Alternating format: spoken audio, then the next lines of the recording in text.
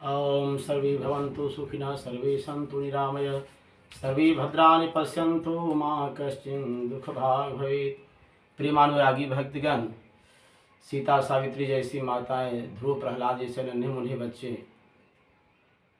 संत कहते हैं कि जल से पतला ज्ञान है, पाप भूमि से भारी, और क्रोध अग्नि से तेज है, कलंक काजल से काली।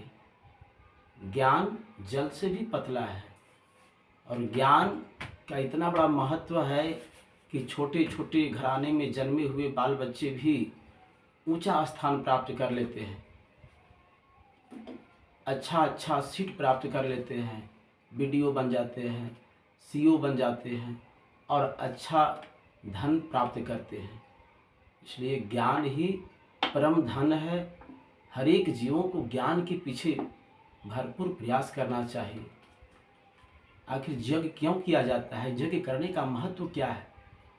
यज्ञ करने का कारण है कि अगर हम संसार में सभी मनुष्य यज्ञ नहीं करेंगे तो देवताओं के राजा इंद्र वर्षा नहीं करेंगे, और जब वर्षा नहीं होगा तो गृहस्थी नहीं होगा, खेती नहीं होगा, और खेती करने से अन्न की उत्पत्ति होता है, और अन्न जब मनुष्य ग्रहण करता है तो अन्न से वंश की उत्पत्ति होता है। इसलिए सारा दृष्टांत यज्ञ के ही ऊपर किया गया है। भगवान का भी प्रादुर्भाव संसार में हुआ है तो विप्रधेनु सुर संतहित लिन्ह मनुज अवतार, निज इच्छा निर्मितनु माया गुण गोपार।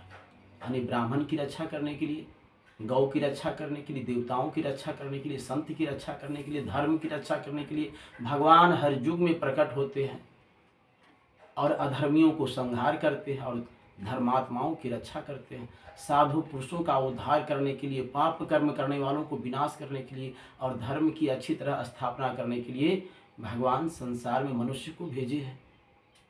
सभी जीवों में सबसे श्रेष्ठ मनुष्य है। 84 लाख योनि में सबसे श्रेष्ठ तन मनुष्य का है, और मनुष्य योनि जो हमें प्राप्त हुआ है किस लिए?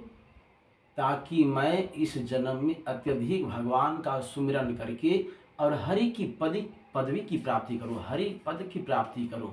नहीं तो मनुष्य इस जन्म में जो कर्म करेगा, अच्छा अगर कर्म किया तो भगवान का भी आसन प्राप्त करता है, बुरा कर्म किया तो वह चिट्ठी हुई नली का कीड़ा भी बन सकता है। उसके कर्म के अनुसार फल उसे प्राप्त होता है। भगवान कहें गीता में कि कर्मण्येवाधिकारस्ते मां फलेषु कदाचनम मां कर्म फल हेतु भ्रमाम ते संगोई सत्व कर्मणि। हे अर्जुन, तुम कर्म करो, फल की इच्छा नहीं करो।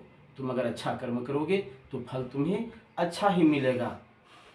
इसलिए मनुष्य जीवन में मनुष्य के साथ प्रेम करना भूल गया है ना।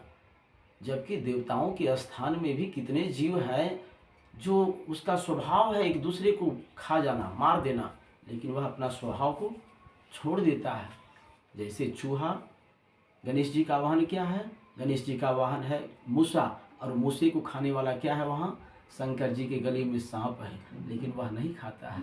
और उसी स्थान पर भगवान शिव जी का वाहन क्या है? नंदी, और दुर्गा मैया का वाहन क्या है? शेर, और शेर का धर्म है वहाँ खा जाना, लेकिन नहीं खाता है। कारण कि वहाँ देवताओं में प्रेम भरा हुआ है। इसलिए ज्योति से ज्योति जलाते चलो, प्रेम की गंगा नहाते चलो। अगर क्रोध का अगर शिक्षा ग्रहण कीजिएगा तो जगत में क्रोध बड़ा दुखदाई, क्रोध किए तो मात पिता गुरु तीनों से नेह मिटाई, क्रोध में आके फांसी लगाए वो आत्म देह विसारी, जगत में क्रोध बड़ा दुखदाई। इसलिए क्रोध को त्याग करके जीवन में प्रेम लाए, और प्रेम करेंगे सब जीवों के साथ तो शांति मिलेगा, सुख मिलेगा, आनंद मिलेगा, शक्ति मिलेगा, ज्ञान मिलेगा, और जीवन पवित्रतामय होगा।